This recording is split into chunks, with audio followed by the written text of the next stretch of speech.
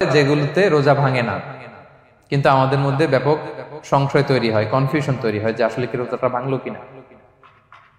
সেগুলো কি আমরা এবার সেগুলো শুনবো। 3 নম্বর সাব পয়েন্টটা তো ক্লিয়ার যে কিছু কিছু কাজ আছে যেগুলো করলে আসলে রোজা ভাঙে না। Things or actions that don't invalidate the fast, এটা আপনার রোজা ভাঙবে না। সেগুলো কি? এক নম্বর হচ্ছে ভুল করে যদি কেউ খায়, যেটা আমাদের আগের পয়েন্টে আমি ক্লিয়ার করে দিয়েছি, অথবা জোর করে যদি কাউকে খাওয়ানো হয় তার রোজা ভাঙবে না, এটা আপনারা ইতিমধ্যে জেনেছেন। একটা হাদিস শুনে সহিহ বুখারী, রাসূল সাল্লাল্লাহু আলাইহি ওয়াসাল্লাম বলেছেন, মান নাসিয়া ওয়া হুয়া সাইম ফাআকালা আও শারিবা, রোজা অবস্থায় কেউ যদি ভুল করে খেয়ে ফেলে, ফালিউতিম্মা সাওমা, সেজন্য তার রোজা পূর্ণ করে, তার রোজা ভেঙে গেছে মনে করে সেজন্য খাওয়া শুরু না করে, সেজন্য রোজা পূর্ণ করে। কারণ ফাইন্নামা আতআমাহুল্লাহু ওয়া সাফা, কারণ আল্লাহই তাকে খাইয়েছে, আল্লাহই তাকে পান করিয়েছে, কিন্তু ভুল করে খেয়ে ফেলছেন, এটা তো আপনার হাতে ছিল না। তাহলে ভুল করে খেলে তার রোজা ভাঙবে না, কাজা কাফারা কিছুই লাগবে না, জাস্ট ইউ কন্টিনিউ ইউর সিয়াম। ওকে। 2 নাম্বার হচ্ছে এটা বিবাহিতদের জন্য, যেহেতু most of the audience are 18+, কোনো অসুবিধা নাই। আর ইসলামে কথাগুলো আসলে বাঁচতে হলে জানতে হবে না। সেটা হচ্ছে আমরা শুনেছি যে বিবাহিতরা ফিজিক্যাল ইন্টারকোর্স যদি করে, দেহ থেকে সিমেন আউট হলে রোজা ভেঙে যায়, কিন্তু স্বাভাবিক মেলামেশাতে রোজা ভাঙে না। কিস করা, হাগ করা হাজবেন্ড ওয়াইফের মধ্যে, এই যে সখ্যতা, এই ব্যাপারগুলো যদি দিনের বেলায় ঘটে এতে রোজা ভাঙে না। ব্যাপারটা বুঝতে পেরেছেন না সবাই? একটা দলিল শোনেন। আমাদের আয়েশা রাদিয়াল্লাহু তাআলা আনহা বলেন, কানা নবী সাল্লাল্লাহু আলাইহি ওয়াসাল্লাম ইয়াকাব্বিলু ওয়া হুয়া সাইম, রমাদানের রোজা অবস্থায় তিনি আমাদেরকে কিস করতেন, ওয়া ইউবাশিরু, আমাদেরকে হাগ করতেন, ওয়া হুয়া সাইম, রোজা অবস্থায়। এতে রোজার কোনো সমস্যা হতো না, তবে এটা রিকমেন্ডেড না। স্বামী স্ত্রীর একান্ত মেলামেশা দিনের বেলা রিকমেন্ডেড না, কারণ এটা থেকে সে সেক্সুয়ালি এক্সাইটমেন্টের দিকে চলে যেতে পারে, ফলে ভুল করে সে এমন কাজ করে ফেলতে পারে যেটাতে তার রোজাটাই ভেঙে যাবে। আর ইচ্ছা করে রোজা ভাঙলে কি করতে হয়? কাজাও কাফারাও, খবর আছে না? সেজন্য এটা খেয়াল রাখতে হবে। 3 নাম্বার, এটাকে আরবিতে বলে আল ইহতিলাম, ওয়েট ড্রিম, বাংলায় বলে স্বপ্ন দোষ। ঘুমের মধ্যে এমন কিছু দেখলেন ফলে আপনার সিমেন আউট হলো, আপনার রোজা ভাঙবে না, কারণ এটা কি ইচ্ছা করে করছেন আপনি? এটা কার হাতে? আল্লাহর হাতে। এতে রোজা ভাঙে না, শুধু আপনি ঘুম থেকে উঠে ফরজ গোসলটা করে নিলেই হবে। প্রিয় ভাইরা, মুসলিম কমিউনিটির ভাইরা, কথা কি বুঝতে পারতেছেন? আচ্ছা। 4 নাম্বার হচ্ছে ব্লাড টেস্ট। অনেকে বলে যে হুজুর ব্লাড টেস্ট করা যাবে কিনা রমাদানে? ব্লাড টেস্ট করা যাবে। ব্লাড টেস্ট করলে রোজা ভাঙে না, এটা খুবই জরুরি একটা মাসালা, প্রায় আমাদের লাগে। 1-2 সিরিঞ্জ ব্লাড নিলে ভাঙে না, তবে যদি অনেক বেশি অ্যামাউন্টের ব্লাড নেয়, এতে যদি আপনি ক্লান্ত হয়ে পড়েন, সেক্ষেত্রে আপনি রোজা ভাঙতে পারবেন, পরে কাজা করলে হবে। 5 নাম্বার হচ্ছে অনিচ্ছাকৃত বমি। এটা আমি আগেও ক্লিয়ার করেছি যে ইচ্ছাকৃত বমি করলে রোজা ভাঙে, কিন্তু অনিচ্ছাকৃত যদি বমি চলে আসছে, ভমিটিং হচ্ছে, আমার রোজা ভাঙবে না। 6 নম্বরে নোজ ব্লিডিং, নাক দিয়ে অনেকে রক্ত পড়ে না, নাক দিয়ে রক্ত ঝরলে মানুষের রোজা ভাঙে না, আনলেস যদি অনেক বেশি অ্যামাউন্টের হয়, আপনি ক্লান্ত হয়ে পড়েন, তখন তো আপনি রোজা ভাঙতে পারবেন। 7 নাম্বার, রোজা রেখে দাঁত ফেলতে পারবো কিনা? জি, রোজা রেখে আপনি আপনার দাঁতকে রিমুভ করতে পারবেন, খুব বেশি যাতে রক্ত বের না হয় সেটা আপনি খেয়াল রাখবেন। দাঁত ফেললে যে রক্ত বের হয় এতে রোজা ভাঙে না। 8 নম্বর পয়েন্টটা খুবই গুরুত্বপূর্ণ, এটা খেয়াল করে শুনতে হবে। কান দুইটা খরগোশের কানের মতো খাড়া করে শুনেন, খুব মনোযোগ দিয়ে। 8 নম্বরটা হচ্ছে ইনজেকশন। রোজা রেখে ইনজেকশন দেওয়া যাবে কিনা? কিছু কিছু ইনজেকশন দেওয়া যাবে, কিছু কিছু দেওয়া যাবে না। কোনগুলো দেওয়া যাবে না? এনার্জেটিক ইনজেকশন দেওয়া যাবে না। যে ইনজেকশনে ফুড সাপ্লিমেন্টারি আছে, যেটার মধ্যে নিউট্রিশন ভ্যালু আছে, এই ইনজেকশন গুলো দেওয়া যাবে না। এমনও ইনজেকশন আছে যেটা দিলে 7 দিন আপনার আর খাওয়া লাগবে না, একেবারে তরতাজা। এরকম ইনজেকশন দেওয়া যাবে? তো আপনি সিস্টেম করে খাইলেন কেমন যেন, তাই না? আপনি অন্য ওয়েতে দেহে এনার্জি ইনপুট করলেন, এটা করলে রোজা ভেঙে যাবে। তাহলে food supplementary injection, nutrition value আছে এরকম injection, energetic injection, energy boost up করে এরকম ইনজেকশন দিলে রোজা ভেঙে যায়, এগুলো দেওয়া যাবে না। কিন্তু পেইন কিলার যে ইনজেকশন গুলো আছে এটা দিতে পারবেন। পেইন কিলার ইনজেকশন দিতে পারবেন, অ্যান্টিবায়োটিক ইনজেকশন দিতে পারবেন, অ্যানেস্থেটিক ইনজেকশন দিতে পারবেন, এই জাতীয় মেডিকেশন ইনজেকশন গুলো দিতে পারবেন। কোভিডের যে ইনজেকশন এগুলো আপনি দিতে পারবেন, এগুলোতে রোজা ভাঙে না, কারণ এগুলোতে আপনার স্টোমাকে কিছু পৌঁছেও না, আপনাকে শক্তিবর্ধক কিছু দেহে প্রবেশও করাচ্ছে না, আপনার এনার্জিও বাড়ে না।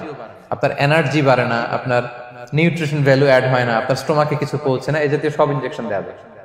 ইনজেকশনের পয়েন্টটা ক্লিয়ার? 9 নম্বরে কিছু কমন ব্যাপার আছে। এই কমন জিনিসগুলো আমাদের মনের মধ্যে প্রায় প্রশ্ন জাগে যে এগুলো করা যাবে কি যাবে না, এগুলো ক্লিয়ার করি। এর মধ্যে 1 নম্বর হচ্ছে টুথপেস্ট।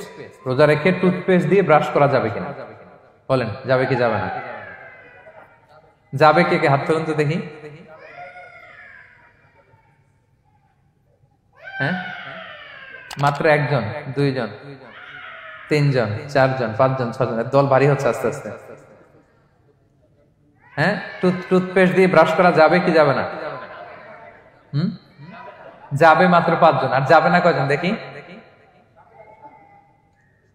যাবে না, অনেকে যাবে না। অনেকে হাত তুলে নাই, ভাবছে কোন জায়গায় হাত তুলে কোন বিপদে পড়ি। চুপচাপ দেখি যে কোনটা জিতে। যাবে না? যাবে না, দল ভারী না? যাবে? এই সুন্দর বলছে, যাবে কিন্তু না করাই ভালো। হ্যাঁ হ্যাঁ, যাবে।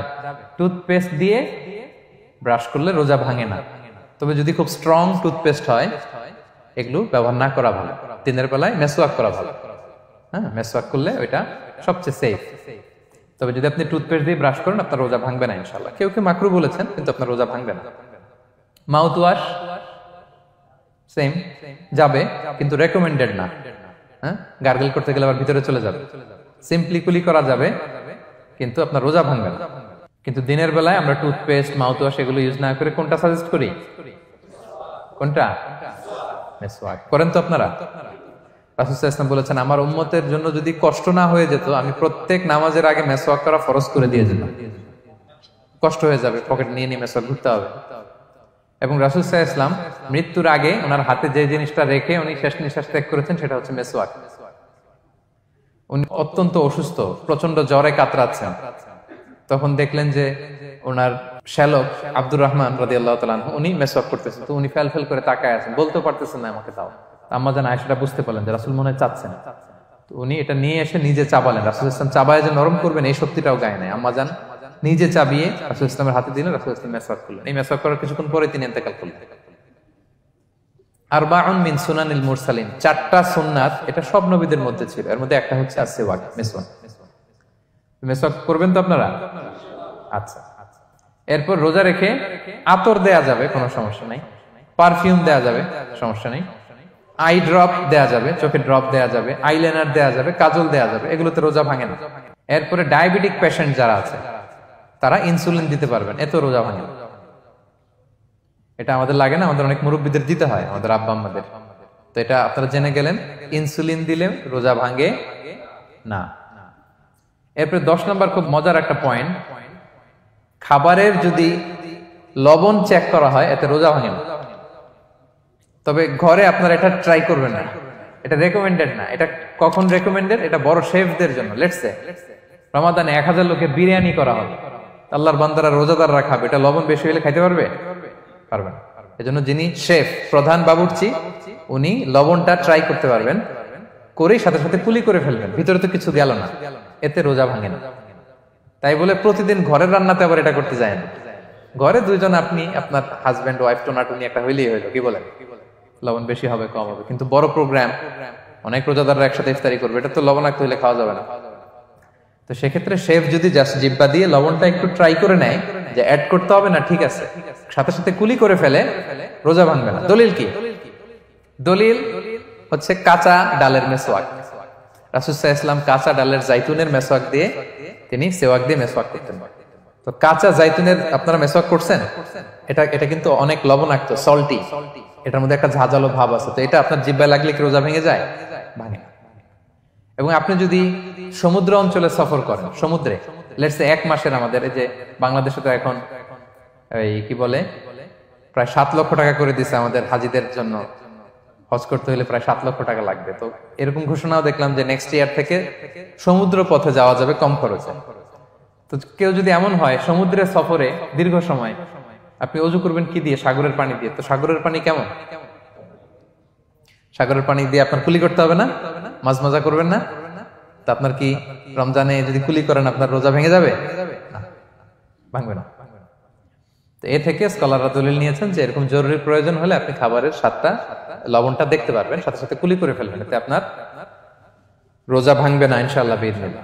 অনেকে প্রশ্ন করে এনজিওগ্রাম করা যাবে কিনা। এনজিওগ্রাম এগুলো করা যায়, এই যে হার্টের পেশেন্টদের জন্য এখান থেকে একটা এই ক্যাথেটার ঢুকায়, যদি এটার মধ্যে ওষুধ লাগানো থাকে তো এটা হার্টের দিকে যায়, এটা স্টোমাকে যায় না, এগুলো করা যাবে। তাহলে এই বিষয়গুলো অলমোস্ট মুত্তাফাক আলাই, মানে সর্বসম্মতিক্রমে এতে আপনার রোজা ভাঙবে না ইনশাআল্লাহ বিইজনিল্লাহ। এই পয়েন্টটা ক্লিয়ার না? ক্লিয়ার। এবার কিছু ডিসপিউটেড মাসআলা আছে, মানে যেগুলোর ব্যাপারে ইখতিলাফ আছে, কোন কোন স্কলারদের মধ্যে ভাঙবে ভাঙবে না, এটা আমি একটু ক্লিয়ার করি। এর মধ্যে এক নম্বর হচ্ছে ইনহেলার। অ্যাজমার পেশেন্ট যারা আছে, অ্যাজমা অনেকের দেয়া লাগে না ইনহেলার। ইনহেলার যদি পাফার ইনহেলার হয়, পাফার ইনহেলার যেটা দিয়ে শুধু বাতাস যায়, অক্সিজেন যায়, এটা রোজা ভাঙে না। এটা কি করে না? রোজা ভাঙে না। পাফার ইনহেলার যেটাতে অক্সিজেন পাস করে, রোজা ভাঙবে না। কিন্তু যদি ভ্যাপোরাইজেশন হয়, অথবা একটা আছে DPI, dry powder inhaler, punch করলে একটা পাউডার সহ ভিতরে যায়, অ্যাজমাটা কমায় দেয়, ওই পাউডার দিয়ে করলে কিন্তু রোজা ভেঙে যাবে। ভ্যাপোরাইজেশন হলে বা ডিপিআই ইনহেলার হলে আপনার রোজা ভেঙে যাবে। ইনহেলার ক্লিয়ার তো সবার কাছে? আচ্ছা, এরপরে যাই সামনে। সাপোসিটরি বুঝেন তো না? ডুশ বলে, প্রচন্ড জ্বর কমে না, তখন ডাক্তার বলে যে পাই পথে অ্যানাল পিল বলে এগুলাকে, পাই পথে এটাকে ইনপুট দিতে হয়। এই সাপোসিটরি এটা একটা ডিসপিউটেড মাসালা। হানাফি স্কুল অফ থটে রোজা ভেঙে যায়। আমরা যেহেতু বেশিরভাগ হানাফি স্কুল ফলো করি, হানাফি মাযহাব, তো আমরা এটাই সাজেস্ট করি সাপোসিটরি না দেওয়া। তবে অন্যান্য স্কলারদের মতে রোজা ভাঙবে না, বিশেষ করে ইবনে তাইমিয়া আলাইহি রাহমার মতে রোজা ভাঙবে না। এখানে প্রসঙ্গ যেটা হচ্ছে, সাপোসিটরি সাধারণত দিতে হয় ইমার্জেন্সি পিরিয়ডে। কি বলেন? জ্বর আর কমে না, কঠিন অবস্থা, তো ওই অবস্থায় তো রোজা এমনি ভাঙা যায়। প্রচন্ড অসুস্থ হলে ভাঙা যায় না রোজা? ভাঙা যায়। তো আপনি রোজা ভাঙবেন, পরে কাজা করে ফেলবেন, সাপোসিটরি দিবেন, অসুবিধা নেই। আচ্ছা, এয়ার ড্রপ, কানের যে ড্রপ আছে, এটার মডার্ন স্কলারদের মতে, যে ফিক একাডেমি গুলো আছে, এদের মতে রোজা ভাঙবে না, কিন্তু হানাফি স্কলারদের মতে রোজা ভেঙে যাবে। তো আমরা সাজেস্ট করি এটা আপনি না দেন, আগে পরে দেন। 3 নাম্বার, হার্টের পেশেন্টদের একটা ওষুধ দিতে হয়, এটাকে নাইট্রোগ্লিসারিন ট্যাবলেট বলে, জিহ্বার নিচে দেয়, দেওয়ার সাথে সাথে বডি এটা অ্যাবজর্ব করে ফেলে, ওষুধটা থাকে না জিহ্বার নিচে। জিহ্বার নিচে এটাকে প্লেস করলে সাথে সাথে এটা বডি অ্যাবজর্ব করে, এখানে আবার পাম্প শুরু হয়ে যায়। তো হার্ট অ্যাটাক করলে এটা দেয়। আধুনিক যে ফিক একাডেমি গুলো আছে তাদের মতে রোজা ভাঙবে না, কিন্তু হানাফি স্কুল অফ থটে তাদের মতে যেহেতু সম্ভাবনা আছে কিছু চলে যেতে পারে, যদিও যায় না, হানাফি মাযহাব হচ্ছে খুব ইহতিয়াত অবলম্বন করে, অত্যন্ত বেশি সাবধানতা অবলম্বন করে। কিন্তু মডার্ন ফিক একাডেমি গুলো তাদের মতে হার্ট পেশেন্টদের জন্য নাইট্রোগ্লিসারিন ট্যাবলেট যদি জিহ্বার নিচে রাখেন রোজা ভাঙবে না। হিজামা, কাপিং, হিজামা চিনেন তো? হ্যাঁ, হিজামা করছেন কেউ এখানে? আপনি করছেন, আর কেউ? অনেকে করছে দেখি মাশাআল্লাহ। এটা এখন অনেক পপুলার হচ্ছে, রাসূল সাল্লাল্লাহু আলাইহি ওয়াসাল্লাম কিন্তু করতেন। এখন দেখবেন যে অনেক বড় বড় সেলিব্রিটিরা, অ্যাথলেটরাও করে। এরকম কাপিং এর টিউব আছে, পিঠে একটু কেটে ওটাকে লাগায় দেয়, আস্তে করে এই রক্তগুলো বের করে ফেলে, ব্যথা ট্যাথা, পেইন টেন এগুলো কমে যায়। এখন কিন্তু এটার অনেক প্রচলন পেয়েছে। হানাফি স্কুল অফ থটে হিজামাতে রোজা ভাঙে না, অন্যান্য স্কুল অফ থটে ভাঙে। তো হিজামা তো ইমার্জেন্সি কিছু না, আমার দিনের বেলায় কেন রমজান মাসে হিজামা করা লাগবে, আমি ইফতারের পরে হিজামা করলাম। আচ্ছা, ব্লাড ডোনেশন করলে রোজা ভাঙবে কিনা? এক ব্যাগ যে রক্ত নেয়, ভাঙবে কিনা? হাম্বালি মাযহাব অনুযায়ী ভেঙে যায়, হানাফি মাযহাব অনুযায়ী ভাঙে না। আমরা হানাফি স্কুল ফলো করি, সো আপনি ব্লাড ডোনেট করতে পারবেন, ভাঙবে না। তবে অনেক ব্লাড ডোনেট করার কারণে যদি আপনি অসুস্থ হয়ে যান, দুর্বল, ওই অসুস্থতার কারণে আপনি ভাঙতে পারবেন। তবে এটা রেকমেন্ডেড, যদি ব্লাডের কারণে মুমূর্ষু রোগীর জীবন যায় অবস্থা, তখন অবশ্যই আপনি ব্লাড ডোনেশন করবেন, যাতে করে একজন মুমূর্ষু রোগী জীবন ফিরে পায়। তো এই পয়েন্টটা তো ক্লিয়ার না সবার?